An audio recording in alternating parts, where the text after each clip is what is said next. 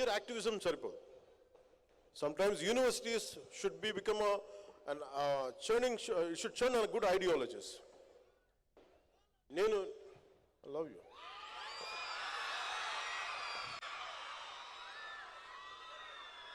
అలాగే మీరు ఐడియాలజీస్ని ఎంబ్రేస్ చేసుకునేటప్పుడు మీకు నచ్చిన వ్యక్తి నాలాంటోడు చెప్పినా కానీ, లేదా ఒక కార్ల్ మార్క్స్ చెప్పినా కానీ, ఏ గొప్ప ఐడియాలజీ మీరు చెప్పినా కానీ, you put it to test.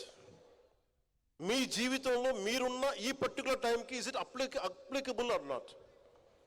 బ్లైండ్గా గుడ్డిగా ఏ ఐడియాలజీని నమ్మకండి. చెప్పేసి వెళ్ళిపోతారు వీళ్ళు. నేను ఎందుకు ఈ బాధ మీకే చెప్తున్నానంటే, 70ల్లో ఒక పర్టికులర్ ఐడియాలజీ పట్టుకొని, నేను 90స్లో ఒక పర్టికులర్ ఐడియాలజీ పట్టుకుని 80స్లో ఒక బ్యాలెన్స్ లేని ఐడియాలజీస్ని పెట్టుకుంటే ఏం జరుగుద్ది అంటే, ఎంతమంది ఆ మాటలు విని అడవుల్లోకి వెళ్ళి చచ్చిపోయారో నాకు నిజంగా బాధ కలిగింది. They have embraced one ideology which is not applicable. Practical results wrong.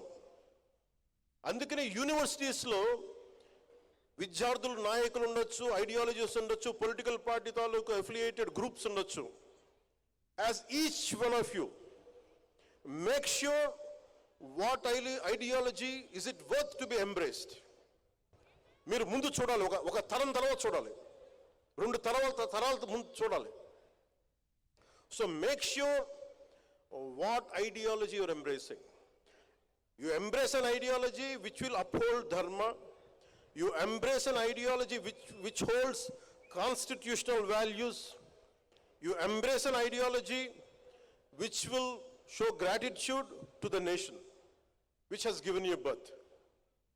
ఇవి ఏది ఫుల్ఫిల్ కాకపోయినా దాంట్లో there is a shortage in that ideology, there is a shortfall. అందుకని మీరు ఎంబ్రేస్ చేసుకునేటప్పుడు ఐడియాలజీని చాలామంది ప్రభావితం అయిపోతారు. మీరు చాలా ప్రభావితమైన వయసు ఇది. నా అలాంటి వాడు చెప్తే టక్మని నమ్మేస్తారు. You have to put me for test.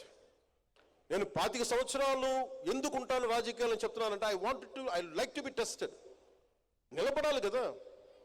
ఒకడు వచ్చి చేతులు ఒప్పుకుంటా వచ్చేసే కుదరదు. అట్లా నువ్వు నిలబడాలి, నలగాలి.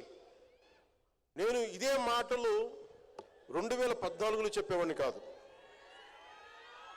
2025కి చెప్తున్నా. నలిగి మాట్లాడుతున్నా, దెబ్బ తిని మాట్లాడుతున్నా.